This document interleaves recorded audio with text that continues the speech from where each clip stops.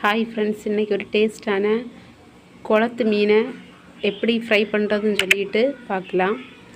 இதுவரை சேனலை சப்ஸ்கிரைப் பண்ணலைன்னா சப்ஸ்கிரைப் பண்ணிக்கிடுங்க. இன்றைக்கி எங்கள் வீட்டு பக்கத்தில் இருக்க குளத்துலேருந்து எங்கள் ஹஸ்பண்டு ஒரு 2 மீன் பிடிச்சிட்டு வந்தாங்க. அதில் ஒரு மீன் பக்கத்து வீட்டில் கொடுத்துட்டு இன்னொரு மீன் நாங்கள் எடுத்துக்கிட்டோம். இந்த மீனோட பேர் என்னென்னா விராலுன்னு சொல்லுவாங்க. இந்த மீன் ரொம்ப டேஸ்ட்டாக இருக்கும். இதில் முள் ரொம்ப ஜாஸ்தியாக இருக்காது, ஒரு நடுமுள் மட்டும்தான் இருக்கும். அது பிள்ளைங்களுக்கு சாப்பிடவும் ரொம்ப டேஸ்ட்டாகவும் இருக்கும். இது பார்த்திங்கன்னா இந்த மீன் உயிரோடு தான் இருக்குது. இப்போ என்னால் பிடிக்கவே முடியலை. பார்த்துக்கிட்டிங்கன்னா நம்ம கையில் இருந்து வழுவி அப்படியே போகுது. எப்படி க்ளீன் பண்ண போகிறதுன்னே தெரியல. அதே மாதிரி இருக்குது அந்த மீன். அந்த மீனை இப்போ எடுத்துட்டு நல்லா நீட்டாக க்ளீன் பண்ணிவிட்டு சின்ன சின்ன பீஸாக கட் பண்ணி அது கூட மிளகாத்தூள், மஞ்சள் தூள், கரம் மசாலா,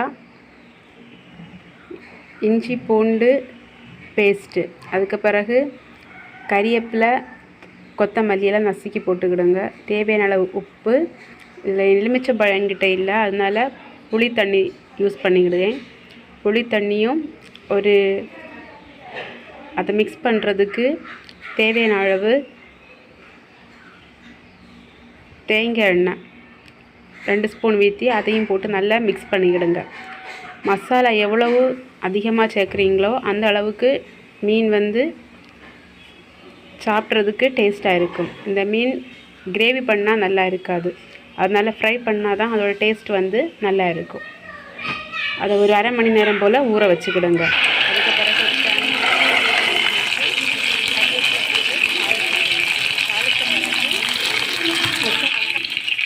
அதில் நம்ம மசாலா புரட்டி வச்சுருக்க மீனை ஒவ்வொன்றா எடுத்து அடுக்கி வச்சுக்கிடுங்க. நல்லா அடுக்கி வச்சுட்டு ஒரு 10 நிமிஷம் போல்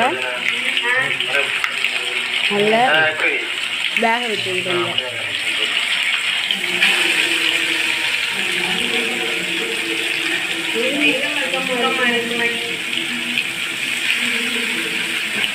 இதோட மீனோட தலையும் நான் குழம்பு வைக்கல, அதையும் ஃப்ரை பண்ண தான் போகிறேன்.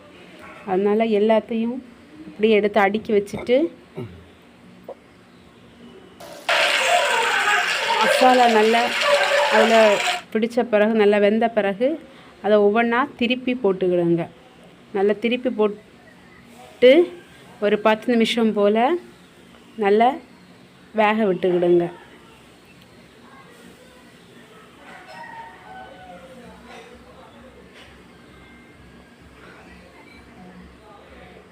நல்லா வெந்த பிறகு அதை மசாலா போட்டு அந்த சைடு இந்த சைடுமா மாற்றி திருப்பி போட்டுக்கிடுங்க. அப்போ தான் மீன் சாப்பிட்றதுக்கு இப்போ பார்த்தீங்கன்னா மீன் நல்லா வெந்துருச்சு. அதை ஒவ்வொன்றா நம்ம பிளேட்டுக்கு மாற்ற போகிறோம். இப்போ பார்த்தீங்கன்னாலே ரொம்ப பார்க்குறதுக்கும் சாப்பிட்றதுக்கும் ரொம்ப டேஸ்ட்டாக இருக்கும். பார்க்குறதுக்கு நல்லா இருக்குன்னு அதே மாதிரி அதோட டேஸ்ட்டும் ரொம்ப நல்லா இருக்கும். இந்த மீனை இதே மாதிரி ஒருக்க ட்ரை பண்ணி